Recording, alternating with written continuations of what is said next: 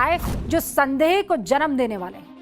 प्रदर्शन के दौरान अचानक जो मंशा सामने आई, संसद को उखाड़ देंगे, भारत को नेपाल बना देंगे, प्रधानमंत्री मेरा बस चले तो गोली मार दूं कह देने वाले, न जाने कैसी कैसी बातें। ऐसी बातें कोई आम छात्र नहीं कर सकता है। ऐसी बातें नीट की परीक्षा में जाने वाला, उसे अटेम्प्ट करने वाला छात्र कह दे, ये मैं मान ही नहीं सकती। ये बातें उस मानसिकता का उदाहरण है जो दिखाती है कि कैसे देश के प्रधानमंत्री के खिलाफ नफरत का एक जहर बोया जा रहा है। जिसे माइक मिला उसने बिना किसी तथ्य के, बगैर किसी आंकड़े के आरोप लगाना शुरू कर दिया, अभद्र बातें कहना शुरू कर दिया।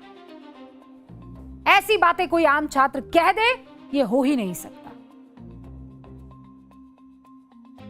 और इसीलिए मैं आपको कुछ डिटेल आंकड़े देना चाहती हूं जिससे आपको भी क्लियर हो सके कि कहां हम खड़े हैं और असलियत क्या है। बोर्ड बाबू को प्रणाम कर दीजिए भैया।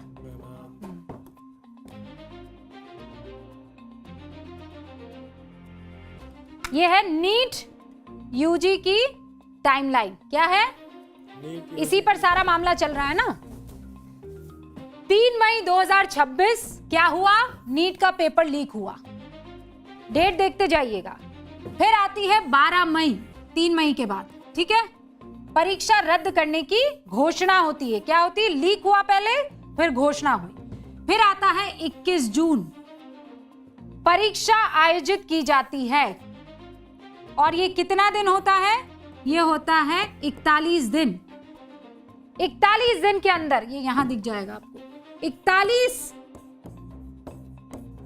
दिनों के अंदर वापस परीक्षा आयोजित हो जाती है। फिर आती है 16 जुलाई, नतीजे घोषित हो जाते हैं। फिर 20 लाख बच्चे परीक्षा में शामिल होते हैं। इस वाली जो वापस 21 जून को होती है ना परीक्षा आयोजित, उसमें लगभग 20 लाख बच्चे परीक्षा में शामिल होते हैं। और 11,21,185 बच्चे अगले चरण के लिए क्वालिफाई हो जाते हैं। कितने? 11,81,185 बच्चे अगले फेज के लिए क्वालिफाई हो जाते हैं। यानी नीट की परीक्षा को लेकर जिस तरीके का हंगामा यहां पर जंतर मंतर पर बना हुआ है, उस नीट की परीक्षा में लगभग 11,21,185 बच्चे पास होकर अगले राउंड में जा चुके हैं। असल में नीट पेपर लीक होने से जिन लोगों को परेशानी झेलनी पड़ी, उन्होंने मेहनत की और बाहर निकल आए। और जिन्होंने सच में झेला, उनका क्या कहना है, आप खुद सुन लीजिए। So initially I was sad and despaired that the exam got cancelled. So I thought to myself that अब रोने से कुछ होगा नहीं.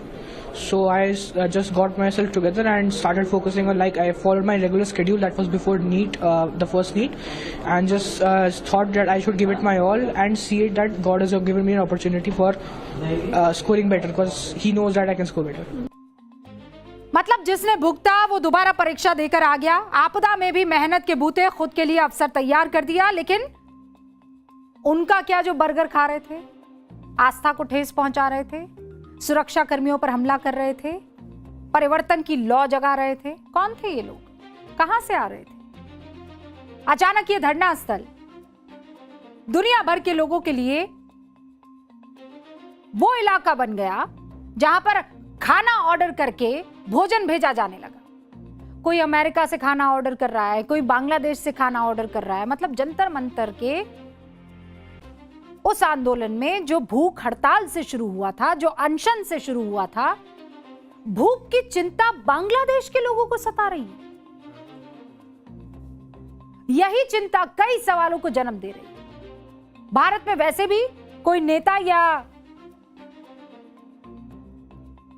कोई जो वहां पर प्रदर्शनकारी है, ये कहता हुआ सुनाई दिया है ना, ख्वाहिश जताता हुआ सुनाई दिया है कि यहां भी नेपाल और बांग्लादेश जैसी क्रांति हम ला देंगे।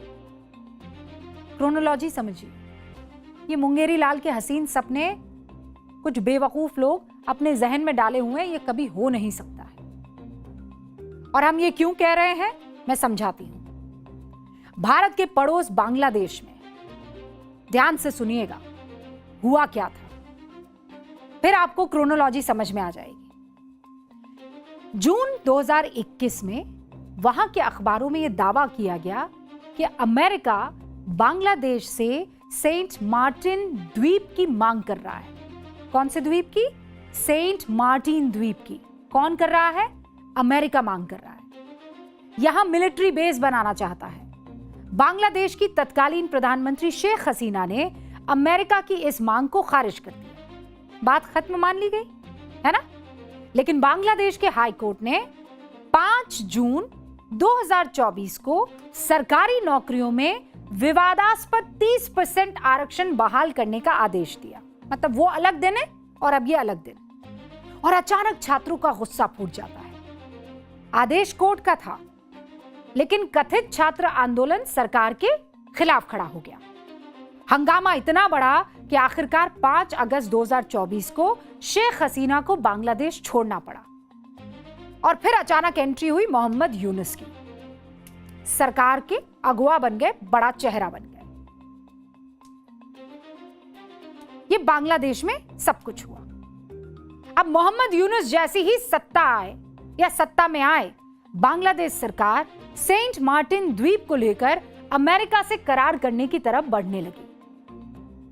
हालांकि बांग्लादेशी फौज ने इसका विरोध किया और कहा कि यह फैसला चुनी हुई सरकार पर छोड़ दिया जाना चाहिए। बाद में शेख हसीना ने अपने बयान में कहा कि अगर वो सेंट मार्टिन द्वीप अमेरिका को सौंप देती तो आज भी बांग्लादेश की प्रधानमंत्री वो रहती। श्रीलंका और नेपाल में भी अचानक सरकार के खिलाफ गुस्सा भड़का। युवा सड़क पर उतरे। कुछ ही घंटों में सालों से सिस्टम चला रही सरकारों को हटा दिया। और यह सब इतना अचानक हुआ कि जब तक कोई कुछ समझ पाता तब तक सरकारें बदल चुकी थी। अब भारत आ जाइए। अमेरिका के साथ ट्रेड डील पर भारत सख्त तेवर अपनाए हुए है।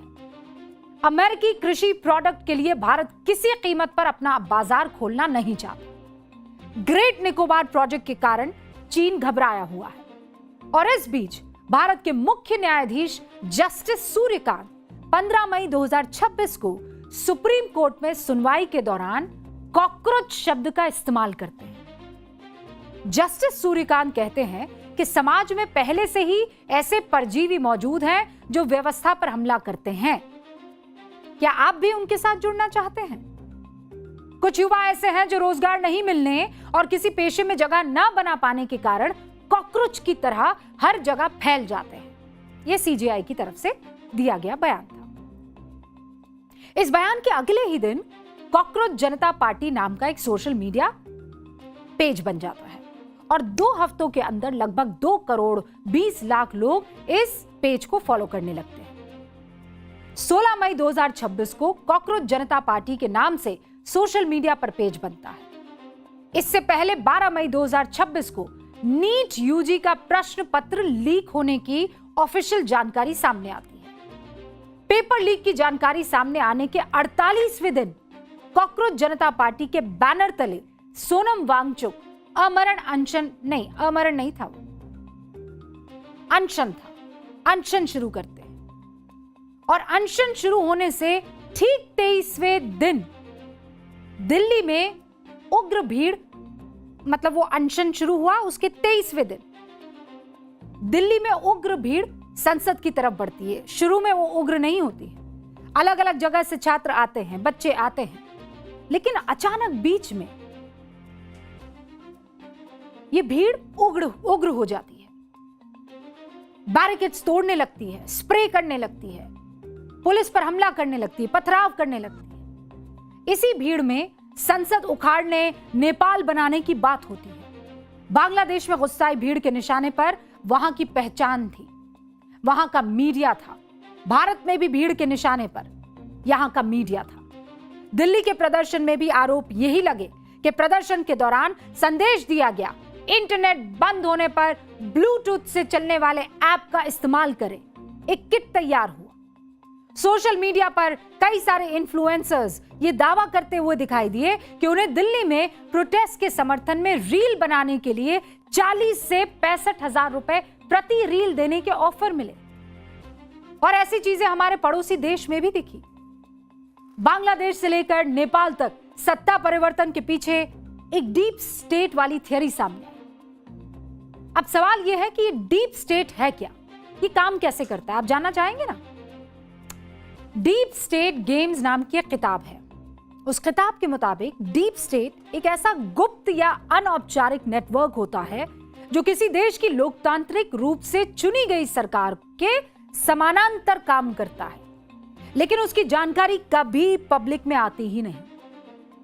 ये डीप स्टेट पश्चिम के देशों की फंडिंग पर निर्भर रहता है और वो फंडिंग कभी लोकतंत्र की रक्षा, कभी लोकतंत्र की मजबूती, कभी मानवाधिकार की रक्षा के नाम पर एनजीओ के माध्यम से देश में आती है। एनजीओ का मतलब क्या होता है? नॉन गवर्नमेंट ऑर्गेनाइजेशन, मतलब वो संगठन जो सरकारी नहीं है लेकिन लोगों की मदद के लिए दान का पैसा इकट्ठा करने के लिए काम करती है। दान का पैसा इकट्ठा करती है और उसके बाद उनके लिए काम करती है। भारत में तो इन एनजीओ का विशेष लगाव भारत से।